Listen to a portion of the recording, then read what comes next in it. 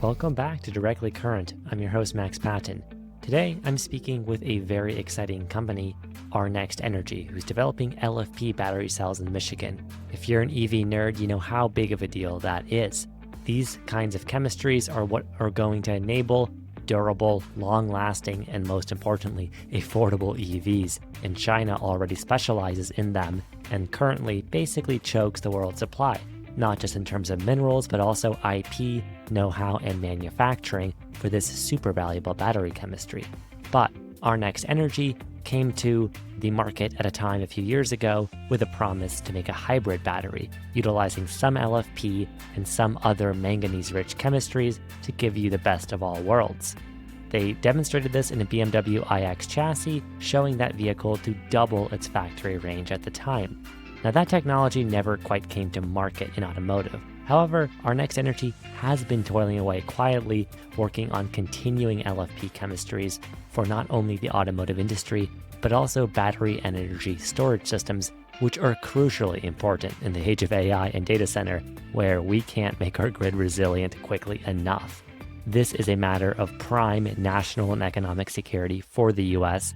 I can't overstate its importance, and if you're a nerd, you already know how big of a deal this is. I'm super excited, of course, not just for the data center aspect, but here at Directly Current, what this means for electric vehicles, even with all of the turbulence that's been going on. So in this conversation, I get to speak with the chief strategist at Our Next Energy, Dr. Deeana Ijaz. She is the daughter of the founder and CEO, Majib Ijaz, who is also quite a brilliant guy. Deeana is a little bit of an outsider in this world, having come from a neuroscience and public health policy background. However, she's quickly making waves, and I think Our Next Energy is one company to keep a close eye on because they are doing everything it takes to bring their technology to the market and, of course, hire people in Michigan, building a massive gigafactory for their eventual scale production to come. Super exciting stuff. I'll let the conversation roll. All right, Deeana, Ijaz, welcome to Directly Current. Thanks so much for coming on. Can you introduce, for listeners' sake, what Our Next Energy does with batteries? Yeah, absolutely. So Our Next Energy, we are the largest independent American battery manufacturer. We're headquartered in Michigan. We are a vertically integrated manufacturer that is offering systems in both mobility as well as storage, energy storage solutions to customers. So we're about 5.5 years old. And some of our notable customers to date include BMW, who's one of our investors. And then we have some commercial truck customers for a product that we currently have in the market, the Shift Group and Yamaha in Germany. Yeah, and you guys have some really exciting IP in the wings. You've got the Gigafactory in Michigan in the works too. But for the automotive side of it, I know what was it, 2 years ago now, you demonstrated in a BMW iX a pretty impressive range increase using your battery technology. And Yep. in that case, it was the Gemini hybrid chemistry, right? Yep. Yep. Gemini was a flagship product. It was birthed at the founding of the company. And what that was an answer to the call that we've made that we believe that EV range should be higher and that we need to offer customers the same experience that they get in a combustion engine vehicle. So what we were able to do was we created an architecture that pairs two batteries together. We have LFP for daily driving, and then we have anode-free, which is a chemistry that we've developed in-house. It's a very high energy chemistry, but doesn't have the cycle life to really withstand automotive requirements independently. And so the pairing of the two chemistries, we use LFP for daily driving, and then we use the anode-free chemistry for extended range, or we call it our range extender battery. We also have a distributed, very high efficiency DC-DC converter that enables the architecture. So we're moving power between the two halves of the platform. And so we've developed the full architecture. We like to say it's chemistry agnostic. You can put any two chemistries together based on the set of requirements. And that's been something we've definitely explored with customers to date. And what you talked about was our demonstration with BMW under a joint development program that we were with them. And we did 600 miles or 1,000 kilometers on a single charge using that platform. Yeah, super impressive in that demonstration. Nearly twice what that vehicle then was capable of stock. Now, automotive batteries, right, they have to go through a lot of different, pretty difficult duty cycles, especially using hybrid chemistry. People are going to want to road trip something and then charge it Yeah. really quickly and do it over and over again. Yeah. And it's Yeah. not quite long haul trucking, but it's really difficult. And so I know you guys also are looking at like the energy storage market and other things as well. When it comes to automotive batteries, I know it's obviously hard to get something to scale and into production, but where do you think you guys are now with some of your battery tech? We have a gigafactory in Michigan. It's about 25 minutes away from our headquarters, pretty close to the DTW airport. That facility opened about 2 years ago, and Mhm. we've been in production, or actually over 2 years ago, we've been running our pilot line for cell manufacturing there for about 2 years now. And that's where we're making automotive LFP prismatic cells. They're post-terminal. That architecture is important because we're very much focused on a very high cell to pack volumetric density, because it really optimizes the energy density and the use of LFP in automotive conditions. And so we've qualified a sample with an OEM partner on that cell, and we're demonstrating very strong performance in the cell that we've now developed in-house, ground up in Michigan. So from a cell perspective, I think we've hit an important milestone for prospective customers on the automotive side, and we've sampled cells to many customers. We're pretty consistently quoting automotive programs and opportunities here in the US. We uniquely, in the current landscape of IRA being revised to some degree, we still sit within a box that allows us to utilize the credits and continue to get the production tax credits, as well as on the storage side, the investment tax credits. So that, I think, makes us still a strong contender as one of the only independent battery companies that are left in the US, and as the largest independent American one. But then on the pack side, we are very capable of developing custom pack architectures for our automotive customers, and even sometimes cell needs to be customized. And when you think about the volumes associated with automotive, it's very defensible to customize kind of everything. We're at the point, I would say, that we are very capable of designing and quoting and demonstrating kind of early samples of our offerings. We're getting ready to scale our gigafactory for our energy storage cell. And so that'll be also a really important milestone, is when we're producing cells at scale in the factory, which will begin by the middle of 2027. Yeah, it's very exciting stuff. And just so people have an idea of the context, I know you have some family history of the company. The company is not that old, all things considered, and yet you guys have done a lot of work very quickly. So can you give people some background as to how Our Next Energy started as compared Yeah. to where it is now? Yeah. So my dad founded the company, Ijaz, and he's been a veteran in the industry. We grew up around EVs. He had been in the first solar car race. I was in solar car then when I was at the University of Michigan. Was the founder of the automotive division of A123 Systems, which really is the first instance of cell manufacturing and systems pack manufacturing for the automotive industry in the US, and really the birth of the LFP industry overall. So he was there at the ground floor. I think there's a lot of lessons learned from where we were with that in that time period, and where the US really had all of the IP that we really could have scaled at that point, but maybe it was a little bit too early for its time. He went on to Apple to work on a special project. And so it was during the pandemic. I was actually doing my PhD at Columbia. I was studying behavioral nutrition and neuroscience. I have a food policy, health policy, nutrition, neuroscience background. It's eclectic, and I've done a lot of things. I had run my own admissions consulting company for about a decade. When he started the company, it was very mission oriented. His mom was a solar physicist, and his dad was a nuclear physicist at Virginia Tech. And so he grew up around discussions of energy, and that energy is really a resource that can unlock productivity. And there's like a strong association between like energy and GDP. The mission really behind one, in the broadest of senses, is that like we want to participate in the electrification of the world and be a part of that story. And he talks a lot about oil tankers is really what like allowed combustion engine vehicles and like that industry to scale, and like batteries are like the oil tankers of clean energy.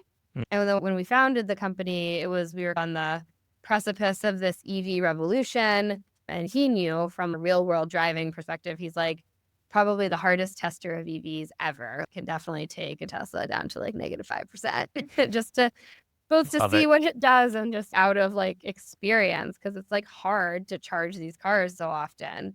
So that's where like the double the range of EVs principle was born. We were going to prioritize safety. He had a lot of experience with nickel cobalt thermal runaway and trying to mitigate it, and just finally arrived at, okay, the best mitigation is let's not use it. Let's prioritize the safer chemistry. Let's innovate to make it perform and even perform better. During COVID, there was supply chain constraints, right? And it was like one of the first big instances where the United States was like faced with, okay, we don't have all these things here, and what do we do now? So he also was very focused on, we need a North American material supply chain. The company was founded in July of 2020. We were all there hanging out in California during COVID. I had a little 4-month-old baby at that point. And then a couple months later, the company started to take shape. Like we'd had early seed funding, and I was wrapping my PhD, and I've like forever been someone who would sit next to him while he was doing his work to just know what's going on. And I was like, do you need help? Can I help you in some way?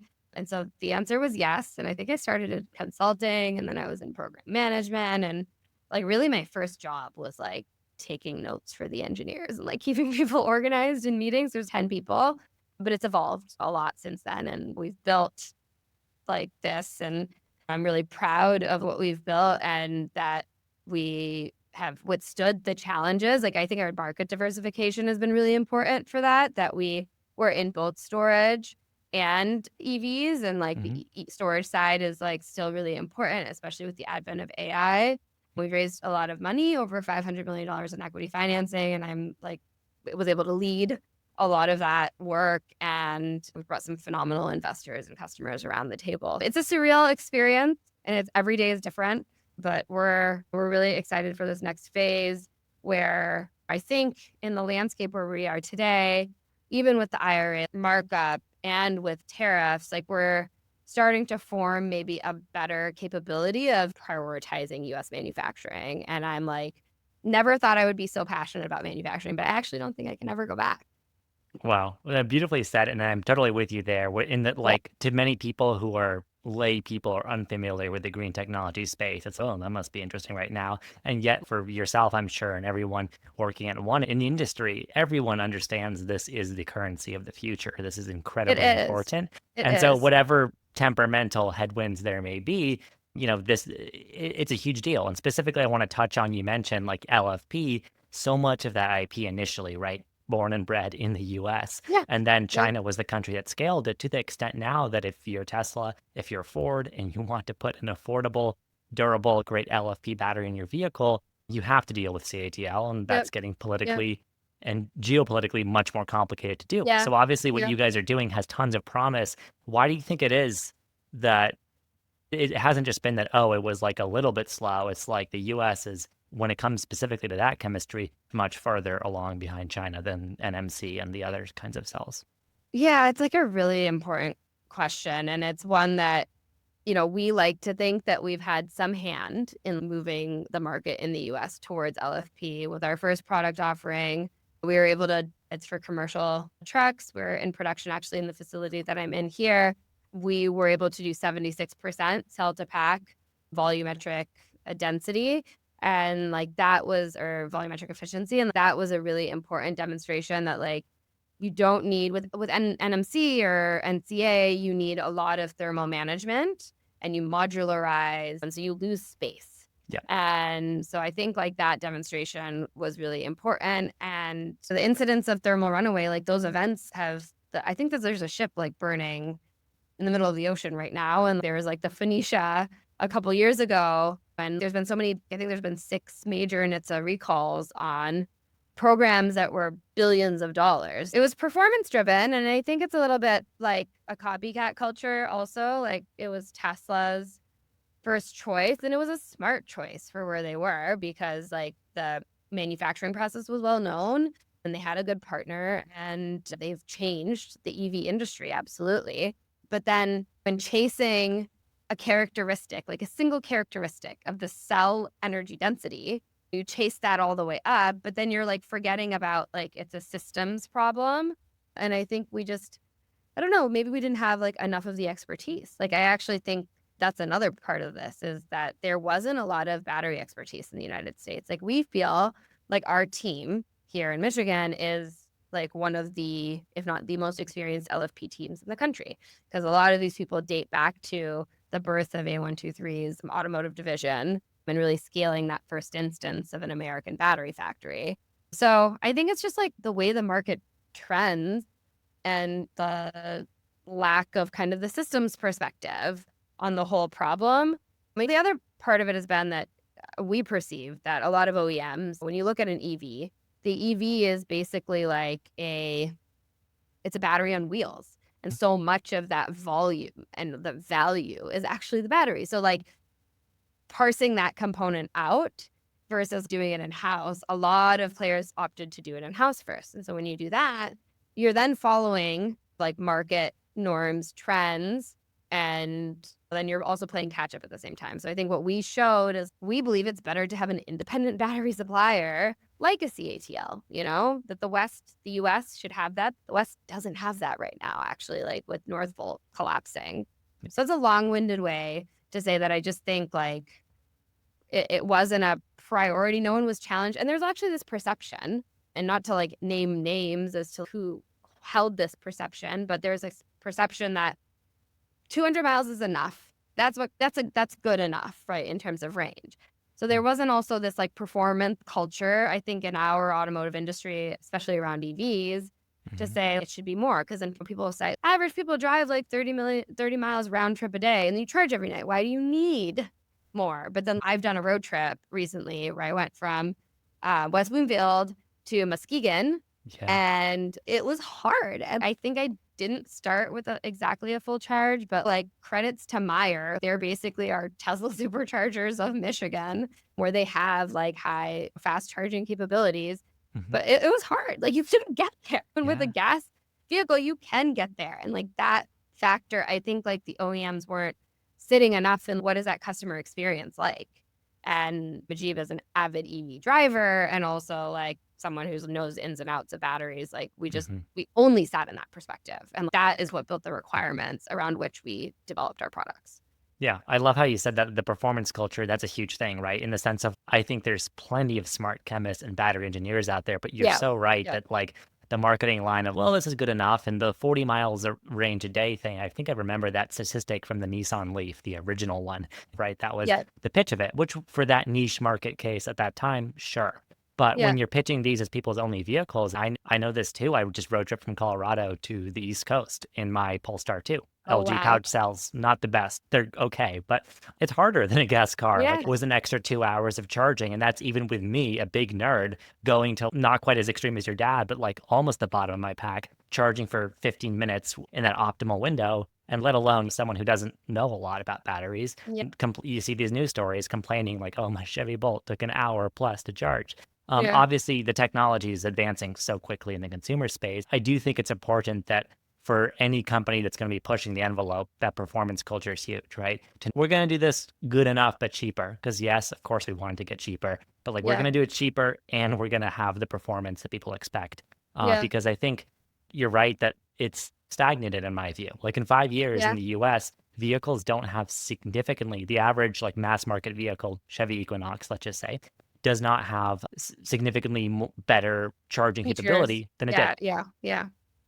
And that's not to say it's universal in the industry, obviously. The very high end, Porsche has the high silicon anode of the Taycan. China has what they're doing. But it's good that someone else is doing that as an EV nerd, but also someone who I think absolutely my family, my friends, people who aren't into EVs will want this for their car are important. Totally. The other thing I want to touch on is you mentioned this, right? AI, data center growth, huge load driver on the grid. And that's also a big role, especially for LFP cells and durable battery energy storage. So when you think about these markets, automotive on one hand, data centers on the other, and they seem unrelated, and yet they're going to need this similar thing. Do you see it as, obviously AI is not slowing down anytime soon. Do you think that's a good thing also for EVs and automotive? Because that means that you're going to have to make more batteries overall. 100%, 100%. When we founded the company, Mujib was very convinced that we needed a first product to market that was for a market that was ready, that we could validate quickly. And that's why we have a commercial truck platform because, and there's a lot of prospective upside in 2020 that isn't quite there now. But we have good customers and it's been a good offering and we've demonstrated our capabilities in that regard and generated revenue, which has been important as a startup, a very capitally intensive startup. In the same way, we viewed storage as the next step because automotive requirements are stringent to become a tier one automotive supplier as a birthed company 5 years ago is like a tall order, doable. We're very lucky to have the mentorship and participation of BMW as one of our largest investors in the company. And so that's like helping to raise us in some ways into automotive. But the storage segment has been, I think, really important even for them because as we develop cells, we're doing pilot cell manufacturing now, but as we do production cells, the evidence of stationary cell performance is like good for them. Like they want to see that you have performance and that you're like able to actually produce at gigawatt hour scale. In a similar way, the supply chain is birthed then. Like the supply chain is like the other really challenging part of this equation. Like why is China able to do $45 a kilowatt hour on cells? It's one that's like maybe like almost no margin is my suspicion, but it's because they have the supply chain like fully on lock. And like in a lot of ways, like some players are fully upstream and like they own the full supply chain and some don't, but they've developed the supply chain to scale and they did that over 10 years. We're trying to do the same thing. We've also had fits and starts. We've also had a change of administration and very different policies and then the canceling of all these grants. We had Nancy Pelosi, former Speaker Nancy Pelosi, Congresswoman Debbie Dingell, Congresswoman Haley Stevens at our office on, I want to say like, it was October of 2023.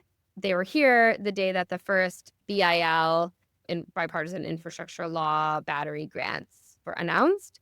And we did not get it. And we did not get one. And it was really disappointing because we'd like worked very hard on it, obviously. And it felt like shoe in. And it also was like, obviously, you'd want to like fund and support the only independent American battery company, which we have continued to basically be. Like there hasn't been another player that's really come and stepped into that role. And I just remember Congresswoman Dingell like being so upset because actually no Michigan projects were picked. And Speaker Pelosi, former Speaker Pelosi being like really frustrated. But the decision had been made at DOE that because IRA had been passed literally 1 week before or something like that, that we had the production tax credits. So that was good enough for battery manufacturing, cell manufacturing. We didn't need anything else. They could just award upstream to supply chain. And so there was a lot of money put in mining and then upstream supply chain, which is like cool and good and important, but it was like completely missing the point that like this is very capital intensive to start the factory, to get the credits, to then need the supply chain. And we've wasted some time, but I do think that because of the storage industry and because of some of those grants, some of them have been operationalized and we're happy for all of our partners that have. We're glad to not have anything that's being canceled right now, that's for sure. I think that it's going to help with the supply chain for sure and allow EVs and the batteries to be cheaper. Yeah. And that's where a lot of your role and strategy comes in. I think obviously you guys have to play this really smartly, and it seems like you have so far. So kudos for that. But it's difficult, right? Because you have a massive swing in federal policy. And even though, okay, BIL and IRA doesn't touch you guys in all the ways you want, it's still a complete swing away with this administration. That said, they are more bullish on nuclear and the grid and potentially other technologies as well. So as the funders are different, right? Bill Gates' climate or energy fund isn't doing stuff anymore in the US. And obviously that's a different landscape. So as you guys continue to hopefully survive and thrive, how are you, in addition to the data center strategy, how do you continue to pivot and keep the lights on for us to keep going? Yeah, the markets right now we are very confident in storage and we have some offtake there that's going well and we're excited about. That is our beachhead, basically. We are doing some stuff in defense, and that's also an important market. And from a national security perspective, it's huge. Like we need U.S. batteries. Like we also do the power electronics. Like you need U.S.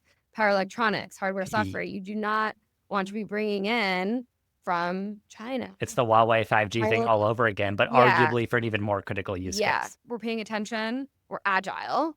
We are like definitely a high performance product team with that manufacturing capability, with this vertical integration capability. So we're going where the market needs us. We're still very excited and enthusiastic about auto, but in the interim, we are very focused on storage. And then as like larger defense opportunities arrive, defense. hmm Yeah, and that totally makes sense. And I do hope that when the automotive industry, when they have some regulatory clarity on their end and they continue to release new cycles, new product cycles, I imagine they're going to want to go to a US-based supplier at some point. So I think you guys are in a good position there. You're fighting the good fight. Really respect all of the work. And thank you so much for your time today.